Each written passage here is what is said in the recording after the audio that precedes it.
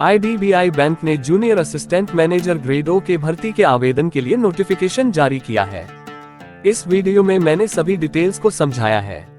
IDBI एक private sector bank है जिसका मुख्यालय महाराष्ट्र के मुंबई में है। इसे 1964 में स्थापित किया गया था। इसमें कुल 600 रिक्तियों के लिए नोटिफिकेशन जारी किया गया है, जिसके आवेदन की अंतिम तिथि 30 नवंबर है।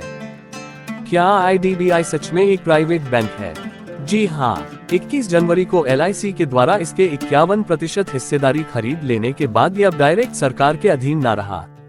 हालांकि LIC भी सरकारी संस्था ही है और इसी तरह अन्य PSU के जरिए सरकार का IDBI में इनडायरेक्ट 97% से अधिक हिस्सा है।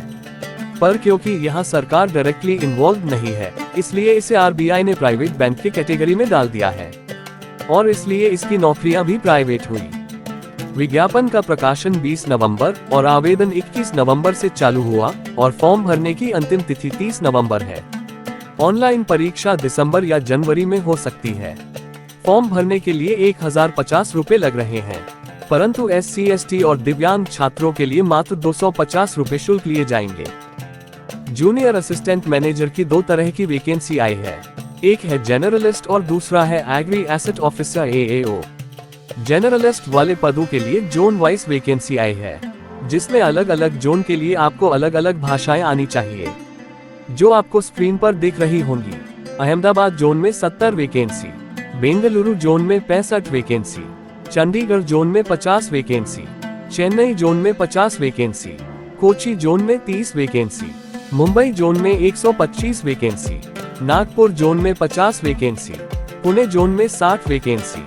इस तरह जनरलिस्ट पद पर कुल 500 वैकेंसी है और AAO पद पर कुल 100 वैकेंसी है।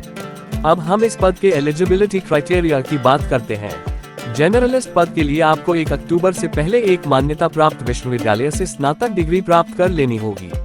AAO पद के लिए आपको 1 अक्टूबर से पहले एक मान्यता प्राप्त विश्वविद्यालय से BA या BTech या 4 साल की bachelor degree agriculture, horticulture, agriculture engineering, fishery science या engineering, animal husbandry, veterinary science, forestry, dairy science या टेक्नोलॉजी, फूड साइंस या technology, pisciculture, agro forestry, sericulture में प्राप्त कर लेनी होगी।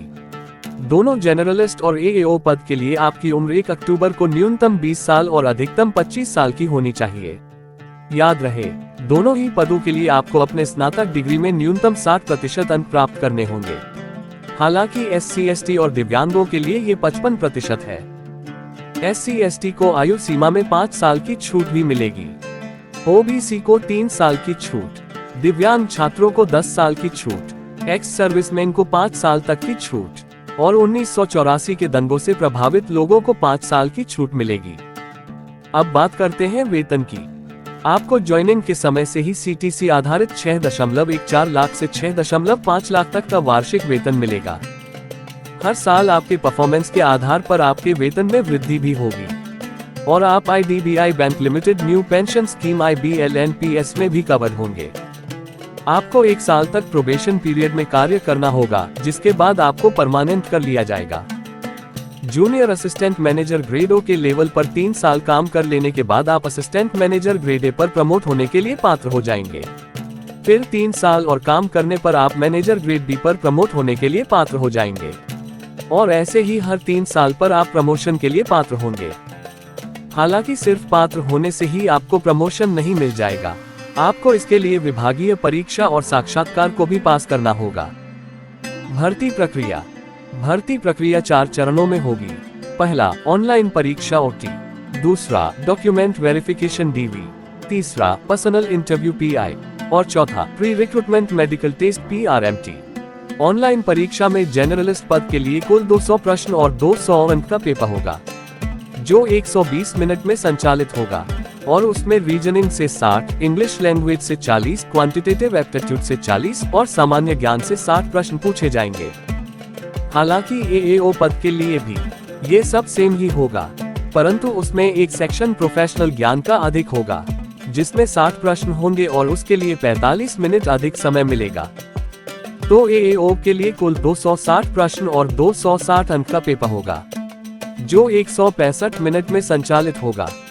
डॉक्यूमेंट वेरिफिकेशन और इंटरव्यू एक ही दिन होगा। और आपको इंटरव्यू देने से पहले अपने सभी ओरिजिनल डॉक्यूमेंट्स को वेरीफाई कराना होगा। फिर आप इंटरव्यू देने जाएंगे और ये इंटरव्यू 100 अंक का होगा। फाइनल मेरिट लिस्ट तैयार करने के लिए ऑनलाइन परीक्षा के मार्क्स का 3/4 और इंटरव्यू में प्राप्त मार्क्स का 1/4 हिस्सा जोड़ा जाएगा।